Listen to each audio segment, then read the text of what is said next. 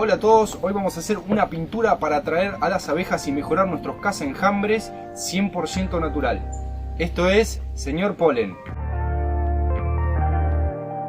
Bueno, este video va a ser sencillo y rápido. Nosotros acá tenemos una pintura que hicimos con cera, propóleo, un poquito de miel y panales viejos como los que usamos en el video anterior para hacer nuestro cazaenjambre. Y propóleo tiene que tener mucho. También lo podemos hacer solamente de propóleo. Yo le agregué un poquito de miel también, pero propóleo solo está muy bien, está perfecto. Y hacerlo bien puro, ponerle lo más que podamos de propóleo y diluirlo en alcohol. Lo que podemos hacer es, para poder que se diluya más rápido, el propóleo es cuando esté blando, con un poco de calor, no mucho, con un poquito de calor o con las manos ir ablandándolo, hacer una placa fina, llevarlo al congelador y después esa placa fina, cuando la sacamos del congelador, inmediatamente la empezamos a romper y nos va a quedar en pequeños pedacitos. Después lo ponemos en un frasco, alcohol y ya tenemos nuestra pintura.